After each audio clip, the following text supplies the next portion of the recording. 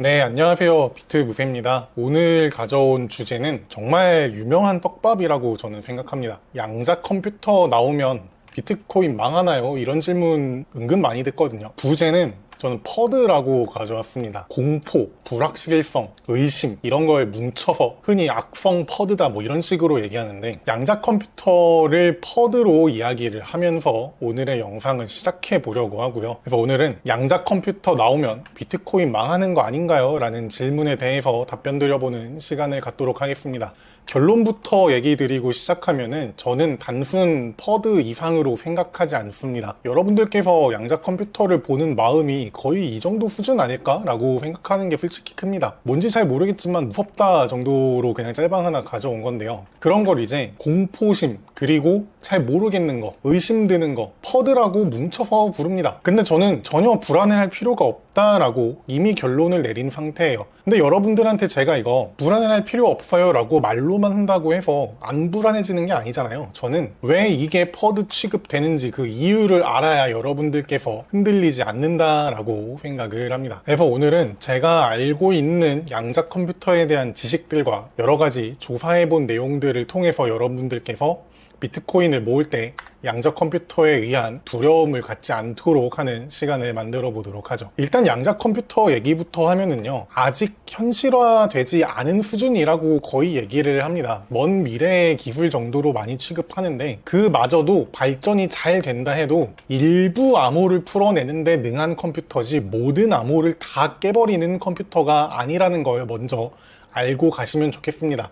암호화 방법 중에 뭐 RSA니 ECD 뭐 저 뭔지도 잘 모릅니다. 그냥 수학적인 수식을 기반으로 한 암호화가 있는데, 그런 걸 풀어내는데 강력한 컴퓨터가 양자 컴퓨터지 모든 거를 다 풀어내는 거는 아니라고 보시면 됩니다. 언뜻 생각하기엔 진짜 모든 걸 다 깨부실 것 같지만 그것부터가 오해라는 거고요. 왜 그게 오해인지, 우리가 쓰고 있는 암호화라는 건 뭐고 왜 암호화폐라고 불리는지 이런 것들도 오늘 좀 알아볼 거고요. 그러니까 양자 컴퓨터는 단순 퍼드다, 이런 것도 알아보게 될 거가 오늘의 주요 내용이 되겠습니다. 최대한 쉽게 설명드려 볼 건데요. 아무래도 비전문가가 최대한 쉽게 설명하는데 중점을 두다 보니까 약간 틀린 내용이라든지 너무 축약된 내용이라든지 이런 것들이 있는 것도 당연합니다. 그러니까 맥락만 그냥 이해한다 정도로 생각하시면 좋겠습니다. 대부분의 양자 컴퓨터의 이야기를 들으면 하는 걱정들은 내 지갑을 털어가 버리면 어떡하냐, 그럼 비트코인 끝나는 거 아니야, 뭐 이런 얘기를 주로 합니다. 그래서 뭐 해커들이 막 이렇게 비트코인 빼간다 막 이런 거 상상하시는데요. 그 논리는 이래요. 양자 컴퓨터는 연산 속도가 엄청나게 빠르다면서요. 그러니까 내 지갑의 비밀번호에 해당되는 니모닉을 그냥 알아낼 수 있는 거 아니냐? 이런 질문이 아마 제일 많으실 것 같아요. 은행에 있는 돈은 뭐 5천만 원까지는 나라가 어떻게든 보장해준다 이런 법이 있잖아요. 그래서 나라가 보증해주는 것도 아니고 비트코인은 온전히 내가 직접 케어해야 하는 건데, 이거 털리면 어디 가서 남 탓도 못하고 하소연도 못하는데 이거 어떻게 믿고 모으냐, 이런 게 아마 양자 컴퓨터에 대한 제일 큰 걱정일 거라고 생각을 하고 있습니다. 그래서 관련된 다른 유튜브 영상들을 보시면은 흔히 얘기하는 게 비트코인이 털릴 정도면은 그보다 은행이 더 먼저 털린다 뭐 이런 이야기들 많이 보셨을 거예요. 근데 저는 오늘 그런 맥락의 이야기는 드리지 않을 겁니다. 별로 안심되는 얘기가 아니라고 생각하거든요. 그냥 순전히 나라가 보증을 해주는 게 아니라고 해도 왜 비트코인이 더 안전한지, 양자 컴퓨터에도 대응이 더 잘 되는지에 대한 얘기를 해드리려고 합니다. 비트코인은 뭐 가상화폐라고 불리기도 하지만 저는 암호화폐라는 명칭을 더 좋아합니다. 내가 이 비트코인을 들고 있다라는 거를 증명할 때도 그렇고요, 누군가한테 거래를 한다, 그러니까 비트코인을 보내줄 때도 그렇고요, 내 비밀번호, 그러니까 니모닉을 만들 때도 뭐 채굴을 할 때도 전부 다 암호화 기술이 적용되어 있기 때문에 암호화폐라고 부르는 거를 저는 더 좋아합니다.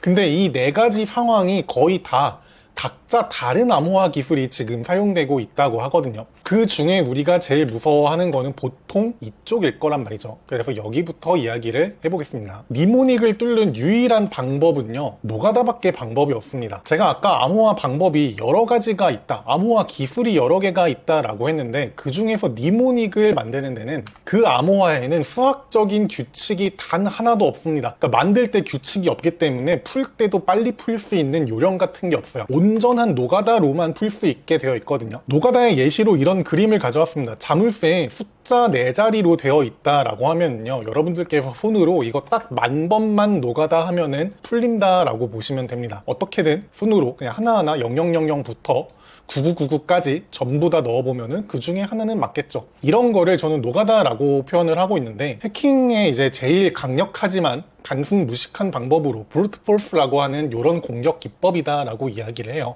그래서 내 니모닉을 뚫는 거는 진짜 이 노가다로만 할 수 있는데, 이 노가다를 하는데 브루트 포스로 뚫는데 걸리는 시간이 무지막지하게 길기 때문에 비트코인 니모닉은 뚫리지 않는다라는 거를 제가 예전 영상들에서도 말씀드렸고요. 그게 규칙이 없기 때문에 노가다 말고는 방법이 없다라는 게 지금 드리는 얘기가 되겠습니다. 이거는 그냥 잠깐 잡담처럼 하고 가면은, 입력을 할 수 있는 경우의 수가 많으면 많을수록 노가다를 하는데 필요한 시간이 늘어나겠죠. 그게 난이도 증가라고 표현을 하거든요. 예를 들면은 아까 이 숫자 4자리만 있으면은 이거는 컴퓨터한테 10,000번 노가다 해봐 라고 하면 생각보다 금방 풀려요. 거의 막 0.1초면은 끝날 거거든요. 그래서 당연한 얘기지만은 숫자만 입력을 할 때보다 이 비밀번호 만드실 때 영어도 섞고 뭐 대소문자 섞고 특수문자 섞어 넣으면은 컴퓨터가 노가다로 시도하는 우선순위가 뒤로 점점 밀리게 됩니다. security.org라는 이런 사이트에다가 내가 쓰는 비밀번호 여기다가 넣어보면은 컴퓨터가 노가다로 뚫는데 몇 년 정도 걸려요, 혹은 뭐 몇 분 정도 걸려요, 이거 알려주거든요. 제가 지금 쓰는 비번은 노가다로 뚫으려면 100정년이 걸린다고 합니다. 100년이 아니고요, 이게 뭐 억, 뭐 조 이런 큰 숫자 중에 정이라는 단위가 있다고 해요. 그 숫자를 100개를 곱한 시간이 지나야 뚫리는 비밀번호라고 합니다. 혹시 이 사이트가 나쁜 마음을 먹을지도 모르니까 여러분들께서 쓰는 비번을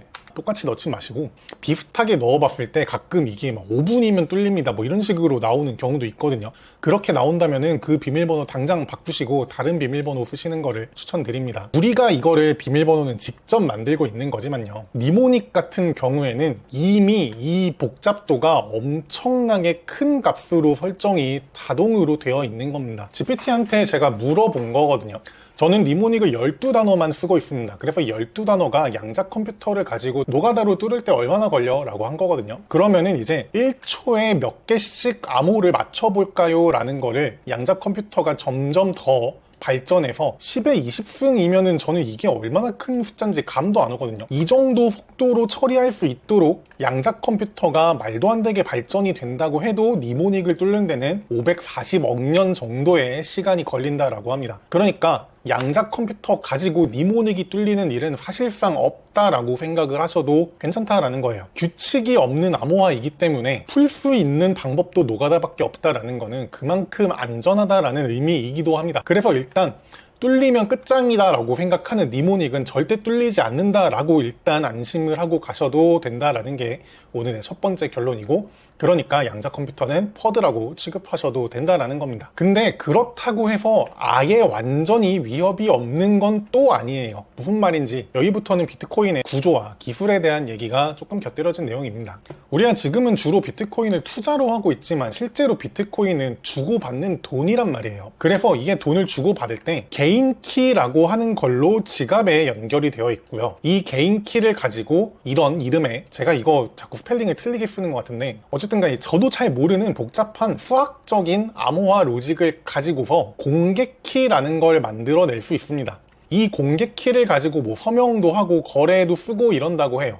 그래서 개인 키를 가지고 공개 키를 만들어내는 건 가능한데요, 반대로 현재의 컴퓨터 체계에서는 공개 키만 내가 볼 수 있다라고 한다고 해서는 이거의 개인 키가 뭐지? 라는 거는 찾아내는 게 불가능한 수준이라고 합니다. 그래서 여기도 암호화 기술이 쓰이고 있는 거거든요. 이게 언제 쓰인다고요? 공개 키라는 거는 내가 다른 지갑으로 비트코인을 보내줄 때 이 지갑의 공개키가 아주 잠깐 노출되는 게 보안 취약점처럼 취급이 될 수 있다는 거예요. 다시 말씀드리지만 지금 우리가 쓰는 컴퓨터 체계에서는 이것도 엄청나게 강력한 암호화이기 때문에 보안의 취약점이 아닙니다만, 양자 컴퓨터는 아까 제가 초반에 뭐 요런 암호화들, 수식 기반의 암호화를 풀어내는데 능하다라고 그랬잖아요. 근데 여기가 지금 수식 기반의 암호화를 쓰고 있다 보니까 양자 컴퓨터는 나 공개 키만 봐도 네 개인 키 알아낼 수 있을 것 같은데 요게 약간 위험 소지가 될 수 있다라는 겁니다. 근데 이 공개 키라는 거는 내가 돈을 보내줄 때만 열리기 때문에 돈을 내가 그동안 받기만 했다라는 경우에는 또 걱정을 안 하셔도 됩니다. 공개키가 보여지는 일이 없거든요. 어쨌든 간에 언젠가 내가 비트코인을 남들한테 보내줄 일이 있을 텐데 그때 위협을 좀 대비하는 것도 얘기를 해보는 걸로 할게요. 그래서 이거는 우리가 수학적인 후식을 이용한 암호화 로직에 대해서 대략적인 개념만 좀 알고 계시면 재밌을 것 같아서 상식처럼 내용을 가져와 봤습니다. 재미없어 하시는 분들은 결론으로 바로 넘어가셔도 무방한 내용이라고 봅니다. 우리가 지금 수학적인 암호화라고 하는 거는 이런 거예요. 공개키만 가지고서 개인키를 내가 알아내고 싶다라고 하면은요, 이런 문제를 맞춰보는 거랑 비슷한 느낌입니다. 제가 여러분들한테 713이라고 하는 숫자를 하나 던져드렸습니다. 이거는 뭐랑 뭐를 곱한 값일까요? 한번 맞춰보실래요? 잠깐 정지해 놓고 뭐 곱하기 뭘까? 한번 생각해 보십시오. 힌트는 두 개의 소수라는 겁니다. 암산으로 되시는 분 있나요? 저는 이거 암산으로 못 풀거든요. 근데 이게 힌트를 이렇게 드리면은 금방 풀 수 있어요.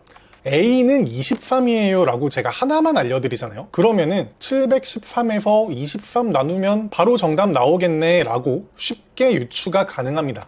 그래서 정답은 A는 23이고 B는 31이다. 그거 금방 알아낼 수 있습니다. 두 개의 숫자 중에 하나만 알아낸다면 말이죠. 그래서 이런 거를 우리가 뭐 RSA 이런 암호화 방식, 뭐 소인수 분해를 이용을 한다, 뭐 이런 얘기를 하는데요. 힌트가 없을 땐 엄청나게 어렵지만 하나의 값만 알려주면 바로 풀리는 거. 이게 우리가 현대에 쓰고 있는 수학 수식 기반의 암호화라고 보시면 돼요. 제가 설명을 쉽게 하기 위해서 조금 더 좀 틀린 개념일 수 있지만 대충 이런 느낌이다라고 보시면 됩니다. A라는 숫자를 내가 개인 키로 쓰고 있다라고 치죠. 그리고 내가 암호화하고 싶은 거는 B라는 값이 뭔지 숨겨두고 싶어요. 그래서 사람들한테 알려줄 때요. 예를 들어 713이라고 비밀 값과 내 개인 키를 곱한 값으로 사람들한테 보여질 수 있는 공개된 곳에 저장을 해둡니다. 그러면은 여러분들께서는 그냥 길 가다가 이런 713이라는 암호가 있네, 이거 뭐 곱하기 뭘까, 이거를 풀어내는 게 너무나 어려운 노가다밖에 안 되기 때문에 때려칠 거다라는 게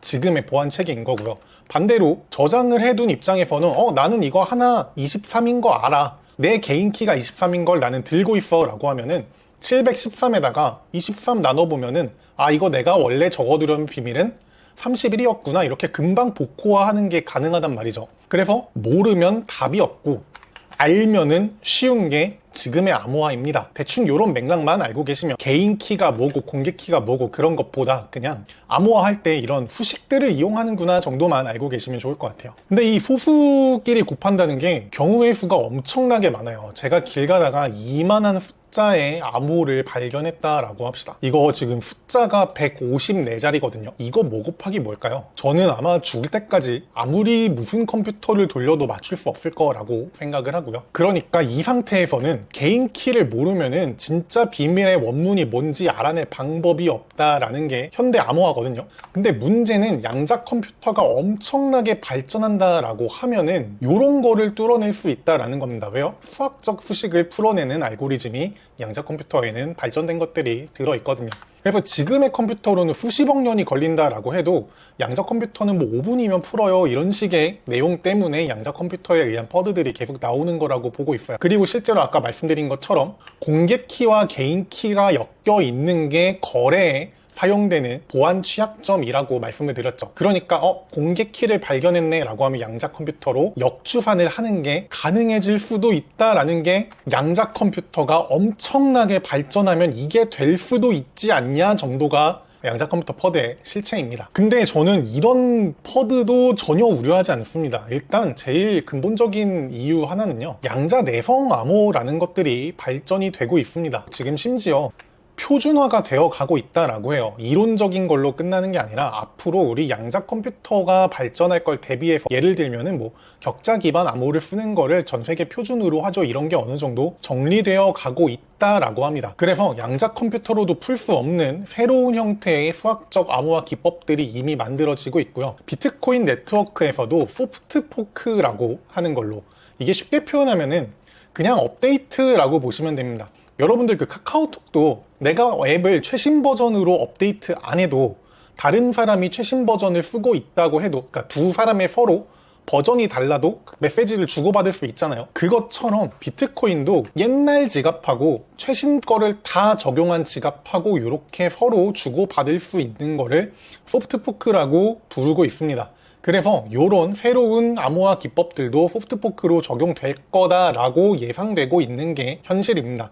그러니까 만약에 양자 컴퓨터가 진짜로 엄청나게 빠르게 발전한다 라고 하면은 그냥 지갑 하나 새로 업데이트하거나 혹은 새 지갑 파서 거기로 보내두지 뭐 이 정도로 대처만 하면은 끝나는 간단한 이슈라는 거예요. 하지만 이 얘기를 들어도 걱정이 많으신 분들이 있을 수 있습니다. 예를 들면은 이거 양자 내성 암호는 만들어졌다 치자. 근데 비트코인의 소프트웨어의 한계로 이거 적용 안 되면 어떡할 거야? 이런 걱정하실 수도 있거든요. 그러니까 업데이트 안 되는 거면은 다 뚫리는 거잖아. 뭐 이러실 수도 있어요. 내 개인 키 다 털린다며 라고요. 그럼에도 또 걱정이 없는 이유는 니모닉은 제가 절대 안 뚫린다 라고 그랬죠. 니모닉 밑에 개인 키라는 개념이 하위로 존재합니다. 거기서 지갑 주소들이 파생되어 나와요. 그러니까 이게 비트코인을 직접 저장해보지 않으신 분들은 잘 모르시는 내용일 것 같아서 굳이 다시 가져왔는데요. 하나의 니모닉 안에서 개인 키와 지갑은 무한히 생성이 가능합니다. 그래서 실제로 비트코인을 쓸 때 어떻게 하셔야 되냐면은 내가 지갑에서 돈을 한번 보낸다라고 하면은요, 이 지갑 주소는 다시는 쓰지 않으셔야 됩니다. 그러니까 내가 만약에 내 니모닉에서 이런 패스프레이즈를 붙여가지고요, 개인 지갑 1번에다가 돈을 한번 받아서 넣어놨다고 하죠.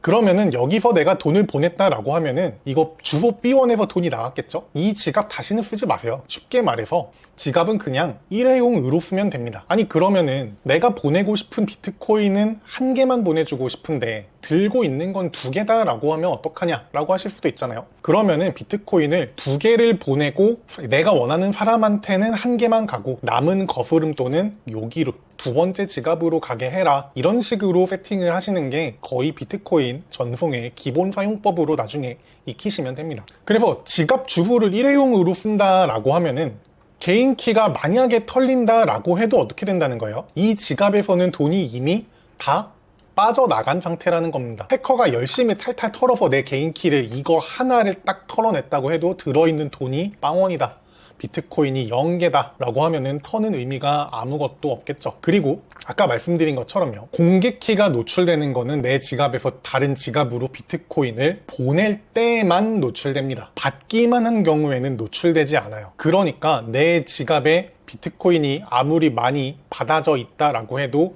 보낸 적이 없다라고 하면은 안심하셔도 된다는 거예요. 그렇긴 한데 그거랑 별개로도 지갑은 항상 일회용으로 쓰시라고 말씀드립니다. 그러니까 예를 들어서 제가 이 패스프레이즈로 지갑 주소 B1으로 비트코인을 한번 받았어요. 혹은 뭐 거래소에서 여기다가 보냈습니다 라고 하면은 언젠가 또 비트코인 모아서 거래소에서 여기로 내 걸로 보낼 일이 생길 거잖아요. 그러면 그때는 B2에다 받으시고요, 그 다음번에는 B3에다 받으시고요, 이런 식으로 하는 거를 권장을 드립니다. 왜 그러냐면은 거래소에서 계속 만약에 B1으로 돈을 보낸다, 비트코인을 보낸다 라고 해보죠. 한 3-4번 보냈다고 할까요? 그러면은 나중에 정부에서 내 거래소 계정은 털어볼 수 있단 말이죠. 그랬는데 B1으로 이 지갑 주소로 비트코인 계속 보냈네, 이거 네 거지, 이런 게 가능하다는 거거든요. 근데 B1, B2, B3가 겉으로 보기에는 연관성이 전혀 없게 생겼어요. 이게 같은 세트인지 알아볼 수가 없습니다. 그러니까 거래소에서요, B1으로 보내고 B2로 보내고 B3로 보내고 항상 다른 곳으로 보냈다 라고 하면은 이게 상식적으로 내 지갑에 보낸 건지 뭐 친구한테 보낸 건지 뭐 해커한테 털려서 보낸 건지 이거를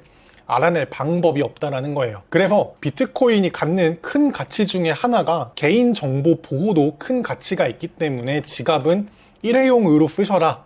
그리고 니모닉만 잘 지키시면은 양자 컴퓨터가 됐건 뭐가 됐건 걱정할 필요가 없다라는 게 오늘 흔히 말하는 퍼드로부터 여러분들의 믿음을 지키는 이야기가 될 거라고 생각하고 있습니다. 그래서 오늘의 마무리는 이렇게 하겠습니다. 비트코인은 망하지 않습니다. 믿음이 없는 사람이 망한다라고 이야기를 하고 싶네요. 제가 종종 종교로 비유를 많이 하는데요, 오늘도 기독교에서 예시를 하나 가져왔습니다. 예수님이 무리를 걷는다라고 하는 그런 내용이 성경에 나오는데요, 이거를 사실로 표현을 하거든요. 베드로라고 하는 제자가 있습니다. 사람이 무리를 걸어가는 거를 실제로 보면은 얼마나 신기하겠어요. 그래서 베드로가 본인도 무리를 걷게 해줄 수 있나요? 라고 예수님한테 부탁을 했다고 합니다. 그래서 그냥 걸어오면 돼 뭐 이런 식으로 얘기를 하셨나봐요. 처음에 실제로 몇 걸음을 걸었다고 합니다. 베드로도. 근데 그러다가 믿음을 잃어서 다시 물에 빠져버렸다라고 해요. 그래서 예수님이 이렇게 베드로를 물에서 잡아주는 일이 있었다라고 하거든요. 그때 예수님이 이렇게 말씀하셨다고 합니다. 믿음이 작은 자여 왜 의심하였느냐 라고 표현을 한다고 해요. 저는 이 에피소드가 비트코인을 모으는 우리의 심리 상태랑 굉장히 똑같지 않나? 우리가 이 베드로 같은 마음 상태 아닌가 라고 솔직히 많이 생각합니다. 이 에피소드가 사실이냐 아니냐를 떠나서 저는 우리의 마음과 좀 공감이 많이 되는 에피소드일 것 같아서 얘기를 가져와 봤고요.